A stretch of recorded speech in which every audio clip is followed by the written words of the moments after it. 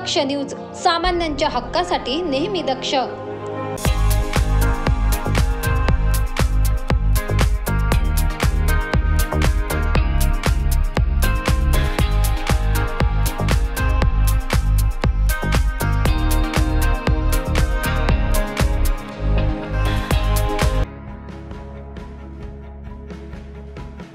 लोकसभा निवडणुकीच्या पार्श्वभूमीवर सर्वत्र जोरदार तयारी सुरू आहे। याच पार्श्वभूमीवर नाशिक लोकसभा मतदारसंघ भाजपला सोडविण्यात यावा अशी मागणी सातपूर सिडको भाजपा पदाधिकारी बैठकीत करण्यात आली आहे। दिनांक 18 मार्च रोजी माजी प्रभाग सभापती माधुरी बोलकर यांच्या कार्यालयात भाजपा पदाधिकारी बैठक संपन्न झाली। नाशिक लोकसभा हा भाजपचा पारंपरिक मतदारसंघ आहे, त्यामुळे ही जागा भाजपला सोडण्यात यावी, येथून दिनकर पाटील यांना उमेदवारी देण्यात यावी अशी मागणी सर्व सदस्य, कार्यकर्ते तसेच पदाधिकाऱ्यांनी केली आहे। शेतकऱ्यांचे कैवारी भाजपाचे दिनकर अण्णा पाटील आहेत, अण्णा यांनाच उमेदवारी द्यावी अशी भावना यावेळी हेमंत नागरे यांनी व्यक्त केली आहे। सांगू इच्छितो की ज्यावेळेस अण्णा नगरसेवक होते आणि पिंपळगाव बहुल्याचे काही शेतकरी बेळगाव ढाका शिवारात राहतात, त्यांची लाईट कट केलेली होती। हे आमदारांचं क्षेत्र होतं आणि अण्णा हे नगरसेवक होते। अण्णांनी फक्त शेतकऱ्यांशी संवाद साधला आणि संध्याकाळी 5 वाजेच्या आत त्यांची जी लाईट चालू झाली। असे शेतकऱ्यांचे कैवारी हे अण्णा आहेत। वासाळे असेल, नवदेवळे असेल, त्र्यंबकेश्वर पर्यंत, इव्हन आमचे नातेसंबंध सिन्नरमध्ये पण आहेत। सिन्नरमध्ये आम्ही काही लोकांशी जेव्हा बोलतो तर ते बोलतात की आम्हाला अण्णांसारखाच माणूस पाहिजे, जो एक नगरसेवक असताना सिन्नर, इगतपुरी, त्र्यंबक या प्रत्येक गावामध्ये पोहोचू शकतो। जर खासदार झाले तर नक्कीच ते मोदींचं स्वप्न पूर्ण करण्यात यशस्वी होतील अशी अपेक्षा प्रत्येक शेतकरी बांधवांची आहे। त्यामुळे अण्णांना उमेदवारी देण्यात यावी अशी आम्ही। सिडको भारतीय जनता पार्टीचे पारंपरिक शहर आहे। पारंपरिक शहराचा खासदार हा भारतीय जनता पार्टीचा असावा। काही नेते निवडून आल्यावर कोणाकडेही लक्ष देत नाही, त्यामुळे लोकसभेच्या उमेदवारीची जागा भाजपाला मिळावी अशी भावना देखील उपस्थित सदस्य, कार्यकर्ते तसेच पदाधिकाऱ्यांनी केली। 2 पंचवार्षिक 2014-2019 आपले खासदार श्री हेमंतराव गोडसे हे निवडून आले होते। पण जर समीरराव साहेब आपण विचार केला तर लोकसभेच्या दृष्टीने हा मतदारसंघ कोणाचा असेल तर खूप बारीक विचार केला तर तो लोकसभा मतदारसंघ नाशिकचा हा भारतीय जनता पार्टीचाच आहे। कारण ज्यांनी काम केलेलं आहे यापूर्वी त्यांनी लक्षात घ्यावं की आपले स्वर्गीय डॉक्टर DS आहेर आपले नेते होते आणि त्यांनी सर्वात पहिल्यांदा लोकसभा मतदारसंघ हा नाशिकचा कमळाच्या निशाणीवर निवडून ते लोकसभेत खासदार म्हणून गेले होते। त्याच्या आधी प्रत्येक वेळा काँग्रेस किंवा आपले विरोधी पक्षच आपल्या या मतदारसंघाचे नेतृत्व करत होते आणि अशा पद्धतीने आपण हा मतदारसंघ निवडून आणला होता। पण मधल्या काळात जागा वाटप किंवा युती धर्म याच्यात आपला तो मतदारसंघ इकडे तिकडे गेला। पण 2014 सालानंतर आपण जेव्हा मोदी साहेब आपले पंतप्रधान झाले आणि मोदी साहेबांचे हात बळकट करण्यासाठी प्रत्येक भारतीय जनता पार्टीचा कार्यकर्ता, पदाधिकारी, भारतीय जनता पार्टीचा प्रत्येक जण मोदी साहेबांसाठी काम करायचं म्हणून तो कोणताच विचार करत नव्हता आणि आपण भारतीय जनता पार्टीसाठी आपण सगळे कार्यकर्ते आपण काम करत होतो आणि आपण मित्र पक्षाला आपण निवडून देत होतो 2 पंचवार्षिक झाल्या। पण असं आपल्याला एक लक्षात येतं की भारतीय जनता पार्टीच्या कार्यकर्त्यांसाठी किंवा त्यांच्या भागासाठी किंवा त्यांच्या विकास कामांसाठी शक्यतो काही आपल्याला मदत झालेली नाही। प्रत्येकाची तळमळ, प्रत्येकाने ज्याच्या त्याच्या भाषणातून सांगितलं, त्यांनी संवाद केला, भाषण नाही केलं, संवाद केलं, त्यांची ती तळमळ दिनकर अण्णा पाटलांनाच का तिकीट द्यावा। गोडसेंना आपण 2दा निवडून दिलंय आणि सगळ्यात जास्त मेहनत भारतीय जनता पार्टीच्याच तळागाळात लोकांनी केली होती। आमच्या पालकांनी सांगितलं शिवसेनेवाले शांत बसले ते तेव्हाच गोडसेला पाडणार होते, हे सगळ्यांना ठाऊक होते।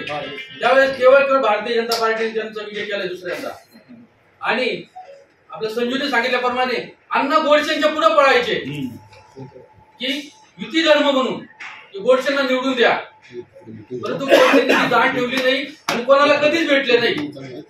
संताप व्यक्त होत आहे।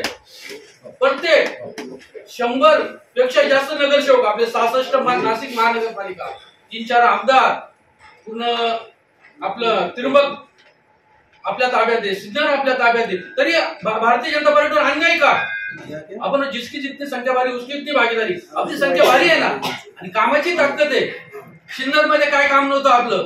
तुमच्या माहितीसाठी सांगतो, गेल्या 3 वर्षापासून दिनकर अण्णा पाटील यांच्या माध्यमातून पूर्ण सिन्नर तालुका पिंजून काढलेला आहे. तिथं भारतीय जनता पार्टीची ताकद तयार केलेली आहे. सर्व 4ही तालुक्यामध्ये भारतीय जनता पार्टीची ताकद आहे. म्हणून ज्या माणसाने पायाला भिंगरी बांधले, मी त्यांचं सहकारी म्हणून नाही सांगत, मी हकीकत सांगतो, लोकांच्या भावना सांगतो. आता प्रत्येक फिरता आम्ही आमच्या पद्धतीने फिरतोय. आम्ही पक्षाच्या कार्यकर्ते, इतर पक्ष 18 पगड जाती म्हणतो आपण. आता भीम महोत्सव बघा, शिव महोत्सव, सर्व जातीचे लोक आपल्या बरोबर आहेत आणि प्रत्येकाच्या भावना तेच आहेत. आम्हाला जातीवाद लोक आहेत, स्पष्टपणे धार्मिक दृष्ट्या जो काम करतो त्याच्या पाठीमागे उभं राहायचंय. अत्यंत संघटनेला धरून योग्य स्वरूपात दिनकर अण्णांनी उमेदवारी मागितली. त्याला संपूर्ण पश्चिम विधानसभा 100% समर्थन आहे. कोणी यावं, सोमेनी जावं, दिल्लीत जाऊन तिकीट आणावं होतं अशी संघटना नाही, एका गल्ली बोळातली नाही. अत्यंत योग्य तुम्ही नियोजन केलेलं आहे. याच्या पुढे अत्यंत जबाबदारीपूर्वक ह्या 2 दिवसात निलेशने सांगितल्याप्रमाणे ह्या सगळ्या गोष्टी तुम्ही आपल्या आज संध्याकाळच्या बैठकीत सांगा. आणि उद्या शक्य असेल तर प्रदेशाध्यक्षांकडे तुमच्या तिघांसहित आमच्या सारखे जे काही जबाबदार पदाधिकारी, महापालिकेतले गटनेते किंवा एखाद 2 नगरसेवक तयार, अशा पद्धतीने आपण बावनकुळे साहेबांची भेट नियोजित करावी. तर या बैठकीला आम्ही सगळे येण्यास तयार आहोत. एक पश्चिम विधानसभा मतदारसंघाचा प्रमुख आहे.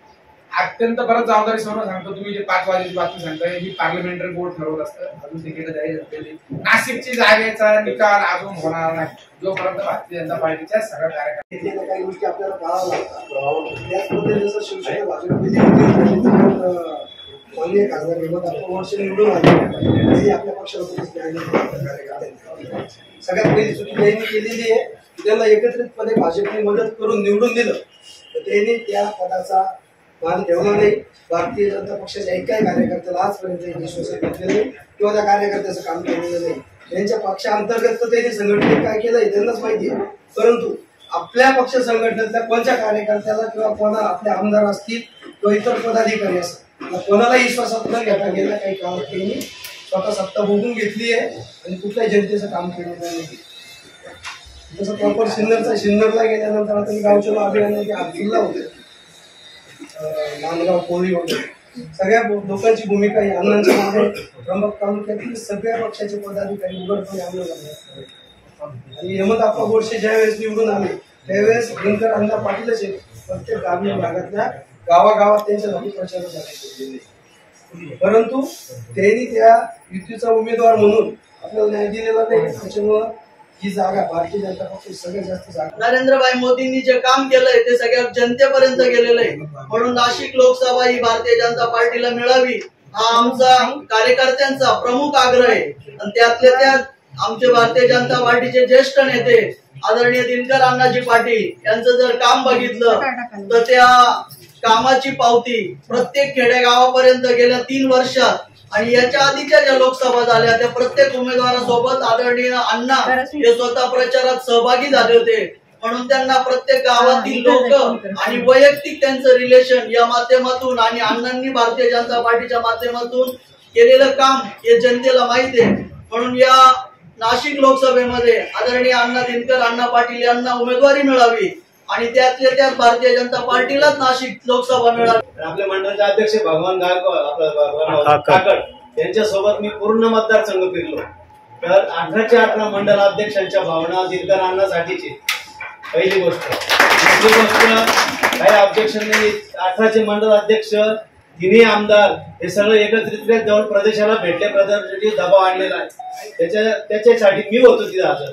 मी सांगतो तसं काहीच नाहीये. सगळा आपला प्रयत्न चालू दबाव आहे. आणि राजेश दराडे म्हटल्याप्रमाणे अजून काही डिक्लेअर झालेलं नाही, आज उद्या होणार नाहीये. ते सगळ्या प्रदेशाने नाशिक महानगराने आपल्या पश्चिम मधल्या पदाने हा विषय लावून धरलेला आहे आणि तो दबावगट तिथं तयार झालेला आहे. फक्त आता हे कसं वाटाघाटी होते त्याच्यावर थोडंसं अवलंबून राहील. एक मागणी केली तर आज ज्या कार्यकर्त्यांच्या भावना आहेत त्या संतप्त भावना आहेत का गेल्या 2 पंचवार्षिक मध्ये जो खासदार निवडून आलेला शिवसेनेचा तो खासदार फक्त आणि फक्त भारतीय जनता पार्टीच्या कार्यकर्त्यांच्या जीवावर निवडून आलेला आहे. जे भारतीय जनता पार्टीच्या कार्यकर्ते 2014 साली आणि 19 साली जे आपले लाडके पंतप्रधान मोदी साहेब यांना पंतप्रधान करण्यासाठी यांच्या कामावर प्रभावित होऊन इथल्या सामान्य जनतेने त्या खासदारांना मतदान केलेलं आहे, परंतु त्या खासदारांनी कोणत्याही प्रकारचं भारतीय जनता पार्टीच्या संघटनेसाठी एक मंडल अध्यक्ष म्हणून सांगतो का माझा हा दुसरा टर्म मंडल अध्यक्ष होता, याच्या अगोदर मी मंडल अध्यक्ष होतो, युवा मोर्चात काम करायचो त्यावेळेस 2014 साली. त्यापासून आता जे विद्यमान खासदार हेमंत गोडसे यांना हेमंत गोडसेंनी कोणत्याही प्रकारे संपर्क केलेला नाही, संवाद साधलेला नाही, कधी विचारलेलं नाही भारतीय जनता पार्टीच्या कार्यकर्त्यांना काही अडचण आहे का, काही मदत हवी, अशा प्रकारचं कोणतंही त्यांनी काम केलेलं नाही. ते फक्त ते उमेदवारीसाठी आपल्याकडे येतात आणि मतांसाठी आपली भारतीय जनता पार्टीचा वापर करतात. ते निवडून आल्यानंतर आपल्याला दुर्लक्षित करतात. अशा खासदारांचा भारतीय जनता पार्टीच्या कार्यकर्त्यांची एक संतप्त भावना आहे. असा उमेदवार आम्हाला नकोय. ही जागा भारतीय जनता पार्टीलाच हवी. शहर असेल, कार्यकर्ते, नाशिकचे सर्व सगळे आमदार या सर्वांनी सृष्टीकडे प्रदेश नेतृत्वाकडे मागणी केली की हा भारतीय जनता पार्टीला लोकसभेमध्ये आपला संघ सुटावा, परंतु आपल्या स्थानिक कार्यकर्त्यांना पण याची माहिती व्हावी, स्थानिक कार्यकर्त्यांनी पण याचा उठाव केला पाहिजे, स्थानिक कार्यकर्त्यांनी पण मागणी केली पाहिजे. म्हणून आज नाशिक दक्षिण विधानसभा मतदारसंघातील सर्व पदाधिकारी कार्यकर्त्यांना तिथं बोलवलंय.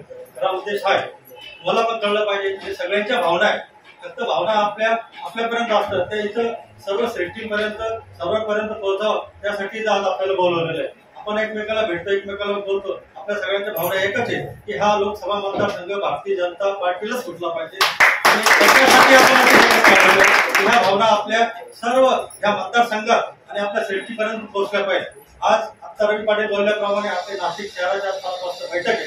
त्या बैठकीत पण आपले प्रदेशाचे सरचिटणीस, आपले संघटन मंत्री इथे येणार आहे, त्यांना पण आपण ही माहिती कळवू. आणि सगळ्यात महत्वाचं आहे, आता सगळ्यांनी सांगितलं पाहिजे, हा मतदारसंघ लोकसभा मतदारसंघ भारतीय जनता पार्टीचाच आहे.